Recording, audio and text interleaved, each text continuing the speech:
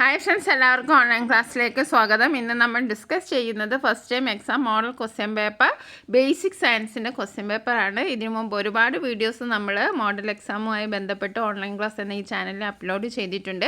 English, Hindi, social science, അടിസ്ഥാന പാഠാവലി, കേരള പാഠാവലി തുടങ്ങി ഒട്ടേറെ മോഡൽ ക്വസ്റ്റ്യൻ പേപ്പർ നമ്മൾ അപ്ലോഡ് ചെയ്തിട്ടുണ്ട്. അതേപോലെ തന്നെ 7ാം ക്ലാസ്സിലെ പുതിയ സിലബസ് അനുസരിച്ചിട്ടുള്ള എല്ലാ ചാപ്റ്ററിൻ്റെയും വീഡിയോസും നമ്മൾ അപ്ലോഡ് ചെയ്തിട്ടുണ്ട്. അതിൻ്റെ ലിങ്കൊക്കെ ഡിസ്ക്രിപ്ഷൻ ബോക്സ് കൊടുക്കാം.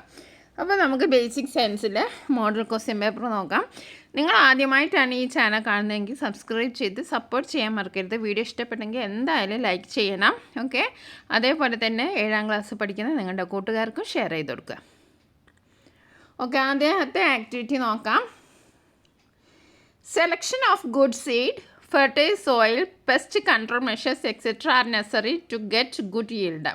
അപ്പോൾ നമ്മളൊരു സീഡ് സെലക്ട് ചെയ്യുക, നല്ല ഫെർട്ടൈൽ സോയിൽ സെലക്ട് ചെയ്യുക, നല്ല പെസ്റ്റ് കൺട്രോൾ, കീടനിയന്ത്രണം നല്ല രീതിയിൽ നടത്തുക. എന്നാലേ നമുക്ക് എന്ത് കിട്ടുള്ളൂ? നല്ല വിളവ് കിട്ടുള്ളൂ. To get good yield. അപ്പോൾ ഇവിടെ ചോദ്യം ഇതാണ്: write any 2 points to be considered while selecting seeds for cultivation. അപ്പോൾ സീഡ്സ് സെലക്ട് ചെയ്യുമ്പോൾ നമ്മൾ എന്തൊക്കെയാണ് ശ്രദ്ധിക്കേണ്ടത്? ആ 2 പോയിൻറ്റ്സ് എഴുതാനാണ് പറഞ്ഞത്. Second question: fertilisers generally used by farmers are given below. Classify them as chemical fertilisers and organic fertilisers.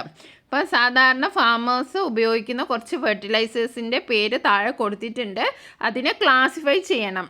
Chemical fertilisers ഏതാണെന്നും organic fertilisers ഏതാണെന്നും നമ്മൾ ക്ലാസിഫൈ ചെയ്യണം. അതാണ് രണ്ടാമത്തെ ചോദ്യം. മൂന്നാമത്തെ ചോദ്യം: write the names of 2 organic pesticides. 2 organic pesticides, കെമിക്കലല്ല, ഓർഗാനിക് പെസ്റ്റിസൈഡ്സിൻ്റെ പേര് എഴുതാനാണ് പറഞ്ഞിരിക്കുന്നത്.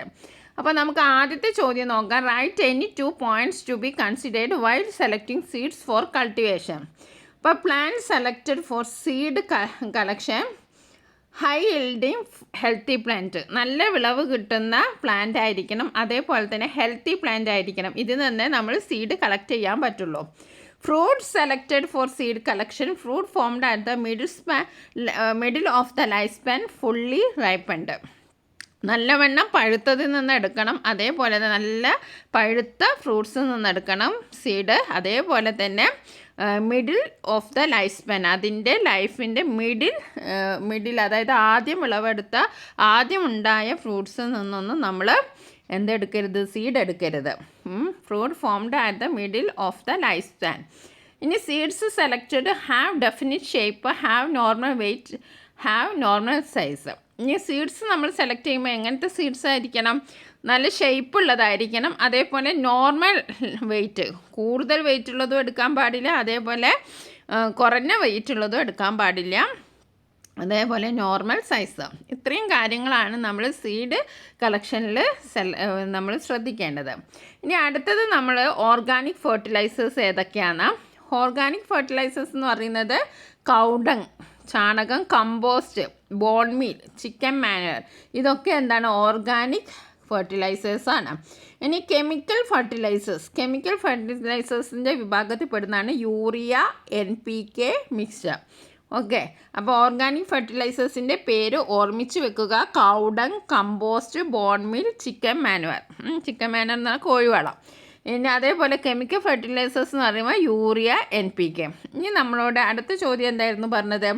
Right the names of 2 organic pesticide. Organic പെസ്റ്റിസൈഡ്സിൻ്റെ പേര് എഴുതാനാണ്. ഏതാണ്? ടുബാക്കോ ഡിക്കോഷനും അതേപോലെ neem oil emulsion, garlic chilli, അതായത് കാന്താരി മിക്സ്ചർ, ഇതൊക്കെ ഓർഗാനിക് പെസ്റ്റിസൈഡ്സ് ആണ്. ഓക്കെ, അപ്പോൾ ആദ്യത്തെ ആക്ടിവിറ്റി കഴിഞ്ഞു. ഇനി നമുക്ക് രണ്ടാമത്തെ ആക്ടിവിറ്റി നോക്കാം. What are the precautions to be taken while handling electric appliances? വളരെ ഇമ്പോർട്ടൻ്റ് ആയിട്ടുള്ള ചോദ്യമാണ്. ഇലക്ട്രിക് അപ്ലയൻസസ് നമ്മൾ കൈകാര്യം ചെയ്യുമ്പോൾ എന്തെല്ലാം മുൻകരുതലുകൾ എടുക്കണം? Okay, do not repair electric devices when switches turn on. Switch on ആയിരിക്കുമ്പോൾ നമ്മൾ ഇലക്ട്രിക് ഡിവൈസസ് ഒന്നും റിപ്പയർ ചെയ്യാൻ പാടില്ല. Never turn on switches with wet hand. Wet hand എന്ന് പറഞ്ഞാൽ എന്താ? നനഞ്ഞ കൈ കൊണ്ട് ഒരിക്കലും നമ്മൾ സ്വിച്ച് ഓൺ ചെയ്യരുത്. Use only wires with insulation ഉള്ള വയേഴ്സ് മാത്രം ഉപയോഗിക്കുക. Do not operate electric devices while there is a thunder or a lightning. ഇടി, മിന്നൽ ഇവയുള്ള സമയത്തൊന്നും നമ്മൾ ഇലക്ട്രിക് ഡിവൈസസ് പ്രവർത്തിപ്പിക്കാൻ പാടില്ല. While using electric devices wear dry chappal. നമ്മൾ ചപ്പൽ ധരിക്കുക, അതായത് electric devices just like iron ബോക്സൊക്കെ ഉപയോഗിക്കുമ്പോൾ നമ്മൾ ചപ്പൽ ധരിക്കുക. ഓക്കെ, ചെരുപ്പ് ധരിക്കുക. Hold electrical devices at the place of insulation.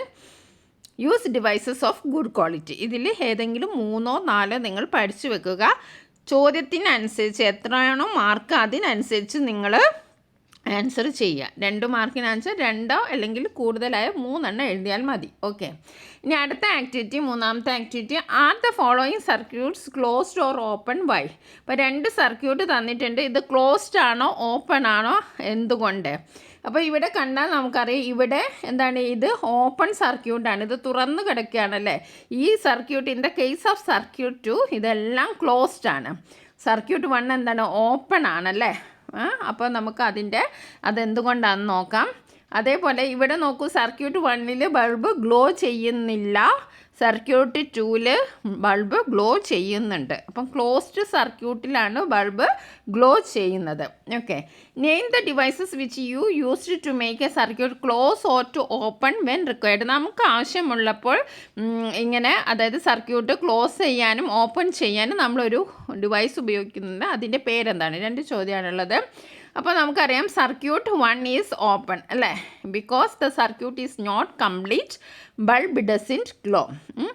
Circuit 2 എന്ന് പറയുന്നത് ക്ലോസ്ഡ് സർക്യൂട്ടാണ്, because the circuit is complete, bulb glows. ആ സർക്യൂട്ട് കംപ്ലീറ്റ് ആണല്ലേ, അതുകൊണ്ട് ബൾബ് ഗ്ലോസ്. ഇത് കംപ്ലീറ്റ് അല്ല, അതുകൊണ്ട് ഇത് ഓപ്പൺ ആണ്, അതുകൊണ്ട് ഇത് ബൾബ് ഗ്ലോ ചെയ്യുന്നില്ല. പിന്നെ ഇതിൻ്റെ name the device which you used to make a circuit close or to open when required. എന്താണ് സ്വിച്ചാണ് നമ്മൾ ഉപയോഗിക്കുന്നത് അല്ലേ. ഇനി അടുത്ത ആക്ടിവിറ്റി നോക്കാം. The seeds received by Sonu and Meenu from the school is given below. കുറച്ച് സീഡ്സ് സോനുവിനും മീനുവിനും കിട്ടി അവരുടെ സ്കൂളിൽ നിന്ന്. ഏതൊക്കെയാണ്? Jackfruit, rose, hibiscus, ginger, potato, mango, pea. Find out the examples of for plants which produce through vegetative propagation and sexual reproduction. അപ്പോൾ നമ്മുടെ വെജിറ്റേറ്റീവ് പ്രൊപ്പഗേഷനും അതേപോലെ സെക്സ്വൽ റീപ്രൊഡക്ഷൻ ഇത് 2 പഠിച്ചിട്ടുണ്ട്. അപ്പോൾ ഇത് ഏത് ഇതിലാണെന്ന് നമ്മളോട് ക്ലാസിഫൈ ചെയ്യാനാണ് പറഞ്ഞത്. Meenu got better yield than Sonu. Write any 2 factors that might have helped Meenu in getting better yield. മീനുവിന് സോനുവിനെക്കാട്ടും കുറച്ചധികം വിളവ് കിട്ടി. അത് എന്തുകൊണ്ടാണ്? അതിന് സഹായകമായ 2 ഫാക്ടേഴ്സ് എഴുതാനാണ് പറഞ്ഞത്. അപ്പോൾ നമുക്ക് ആദ്യം വെജിറ്റേറ്റീവ് പ്രൊപ്പഗേഷനും സെക്സ്വൽ റീപ്രൊഡക്ഷനും അത് 2ആയിട്ട് ക്ലാസിഫൈ ചെയ്യാം. ഇവിടെ തന്നിരിക്കുന്നത് ജാക്ക് ഫ്രൂട്ട്, റോസ്, ഹിബിസ്കസ് ഒക്കെയാണ്. അപ്പം വെജിറ്റേറ്റീവ് പ്രൊപ്പഗേഷനിൽ വരുന്നത് rose, hibiscus, sugar cane, potato, ginger. ഏതൊക്കെയാണ്? Rose, hibiscus, sugar cane, potato, ginger. ഇനി സെക്സ്വൽ റീപ്രൊഡക്ഷനിൽ വരുന്ന pea, mango, jackfruit. Okay, രണ്ടാമത്തെ ചോദ്യം എന്താണ്? മീനുവിന് കുറച്ചുകൂടി വിളവ് കൂടുതൽ കിട്ടി. എന്തായിരിക്കും കാരണം? Soil must be suitable for growth of plants. Soil നല്ല ഫെർട്ടൈൽ ആയിരിക്കണം, അല്ലെങ്കിൽ സ്യൂട്ടബിൾ ആയിരിക്കണം. ഷുഡ് എൻഷുർ പെസ്റ്റ് കൺട്രോൾ, അതായത് കീടനിയന്ത്രണം നമ്മൾ എൻഷുർ ചെയ്യണം. Should be able to water conveniently, അതേപോലെ തന്നെ നല്ല രീതിയിൽ വെള്ളം നമ്മൾ കൊടുക്കണം. ഓക്കെ, ഇനി അടുത്ത ചോദ്യം നോക്കാം. ഒരു ഡയഗ്രാം നോക്കൂ. In the diagram of the circuit 1 do the parts marked 1, 2, 3 indicate.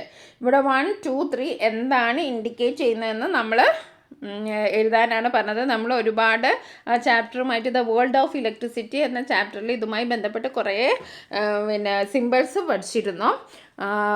അപ്പോൾ അത് നിങ്ങൾ നോക്കി വയ്ക്കുക. This circuit open or closed. ഈ ഒരു സർക്യൂട്ട് കണ്ടിട്ട് നിങ്ങൾക്ക് എന്താ തോന്നുന്നത്? ഓപ്പൺ ആണോ ക്ലോസ്ഡ് ആണോ? What is the requirement off switch in the circuit? ഈ സർക്യൂട്ട് സ്വിച്ചിൻ്റെ ആവശ്യകത എന്താണ്? അപ്പോൾ നമുക്ക് നോക്കാം. ഫസ്റ്റ് വൺ എന്താണ്? Glowing bulb. രണ്ടാമത്തേത് ഇതെന്താണ്? സ്വിച്ചാണ്. മൂന്നാമത്തേത് ബാറ്ററിയാണ്. ഓക്കെ, ഗ്ലോയിങ് ബൾബ് ഇതെന്താണ്? സ്വിച്ച്. ഇതെന്താണ്? ബാറ്ററി. ഈ സർക്യൂട്ട് ഓപ്പൺ ആണോ ക്ലോസ്ഡ് ആണ്? സർക്യൂട്ട് ഈസ് ക്ലോസ്ഡ് അല്ലേ? ക്ലോസ്ഡ് അല്ലേ? എവിടെയും നമ്മൾ ഓപ്പൺ ആയിട്ട് കാണുന്നില്ല. Okay, what is the requirement of A switch in the സർക്യൂട്ടിൽ എന്താ സ്വിച്ചിൻ്റെ ആവശ്യം എന്താണ്? Switch is a device used to make a circuit work only when needed. നമുക്ക് ആവശ്യമുള്ളപ്പോൾ മാത്രം പ്രവർത്തിപ്പിക്കാൻ ഉപയോഗിക്കുന്ന ഒരു ഡിവൈസാണ് സ്വിച്ച്. ഇനി അടുത്ത ക്വസ്റ്റ്യൻ നോക്കാം. Write down the different methods of pest control in plants. പ്ലാന്റ്സിൽ ഒരുപാട് പെസ്റ്റ്സ് ഒക്കെ ഉണ്ടാവും അല്ലെ, കീടങ്ങളൊക്കെ ഉണ്ടാവും. അതിനെ കൺട്രോൾ ചെയ്യാനുള്ള ഡിഫറെൻറ്റ് മെത്തേഡ്സ് എഴുതാനാണ്.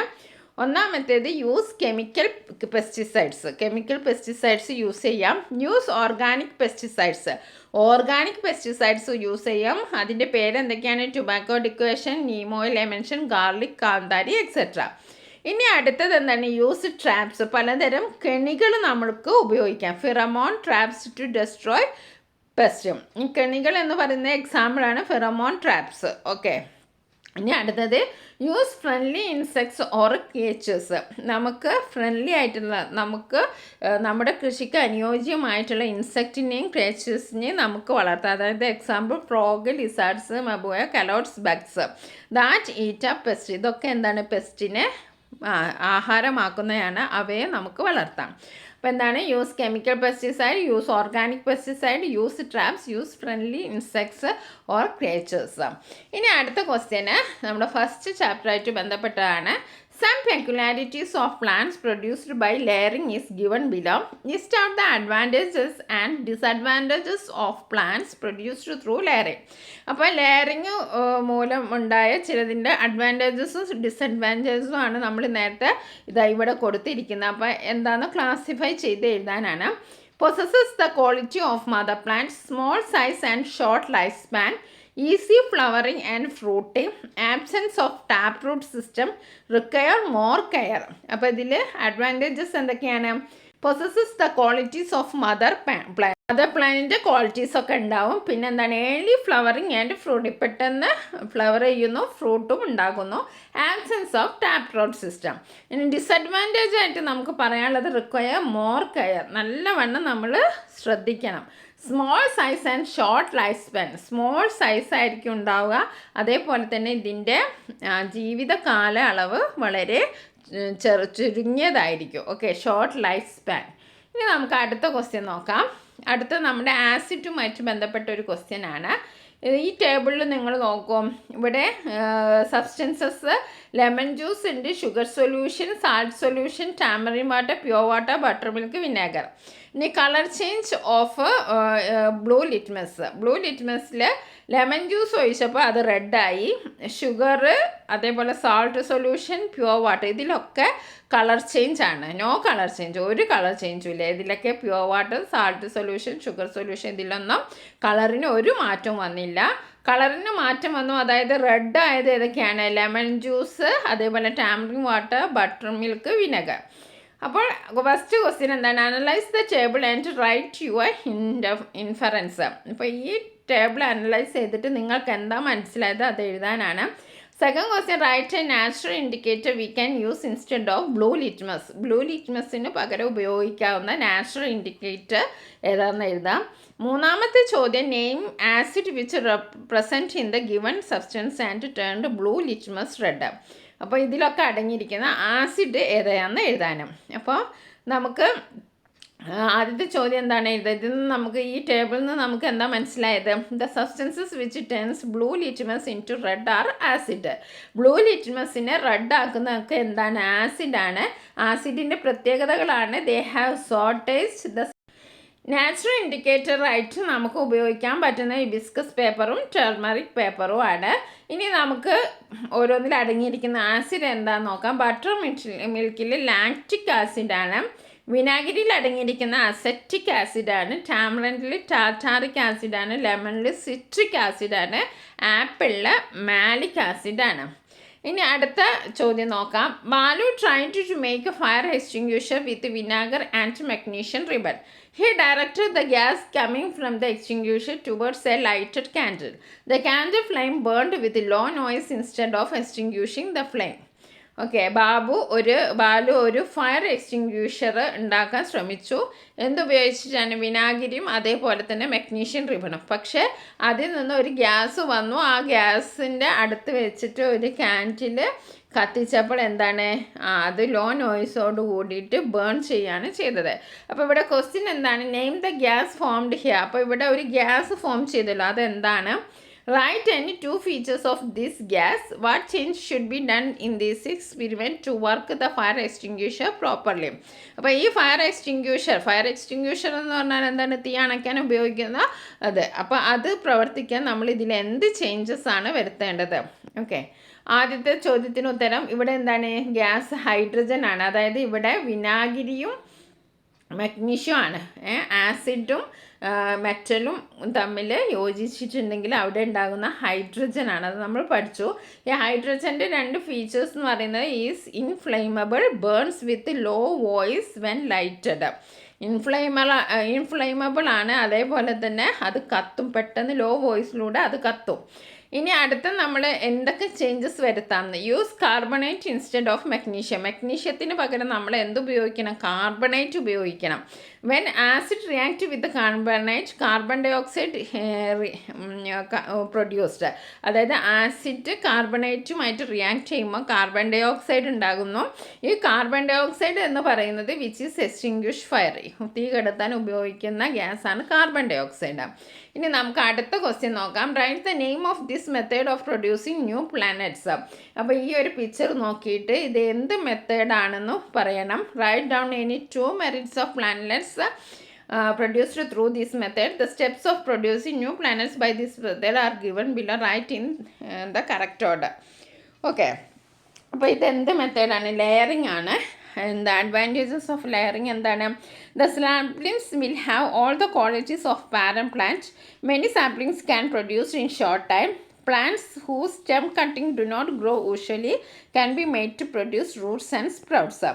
ഇനി ഈ ഒരു പിക്ചർ കണ്ടല്ലോ, ഇത് ഏതിൻ്റെ പിക്ചറാണ്? Advantage of producing sapling through this method. ഇത് ഏത് മെത്തേഡാണ്? ഗ്രാഫ്റ്റിംഗ് ആണ്. ഓക്കെ, ഇതിൻ്റെ അഡ്വാൻറ്റേജസ് എന്ന് പറഞ്ഞിട്ടുണ്ടെങ്കിൽ early flowering and fruiting, gets the fruits of plant used as scion, grows well in our soil. ഇതൊക്കെയാണ് ഇതിൻ്റെ അഡ്വാൻറ്റേജസ്. ഇനി a sapling is to be produced using Malgova with Goma which is indigenous variety of mango tree which should be the root stock and which should be the cyan. Write the reason. എന്തൊക്കെയായിരിക്കും? Root stock എന്ന് പറയുന്നത് indigenous ഗോമാവ്, scion എന്ന് പറയുന്നത് Malgova. Because the new plant will get properties of ഗോമാവ്. It will grow in our soil. Special care is not needed. Also the fruits will have the qualities of Malgova like big size and sweetness. അപ്പോൾ റൂട്ടായിട്ട് നമ്മൾ എടുക്കുക എന്താണ്? Indigenous ഗോമാവും അതേപോലെ സിയാണായിട്ട് എടുക്കുക മാൽഗോവയാണ്. ഈ ഒരു മെത്തേഡ് എന്താണ്? ഗ്രാഫ്റ്റിംഗ് ആണ്. ഗ്രാഫ്റ്റിങ്ങിൻ്റെ അഡ്വാൻറ്റേജസ് നമ്മൾ പഠിച്ചതാണ്. അതേപോലെ ലെയറിങ്ങിൻ്റെ അഡ്വാൻറ്റേജസും നമ്മൾ പഠിച്ചു. ഇനി നമുക്ക് ഒരുപാട് വീഡിയോസായിട്ട് വീണ്ടും കാണാം. Thank you for watching this video.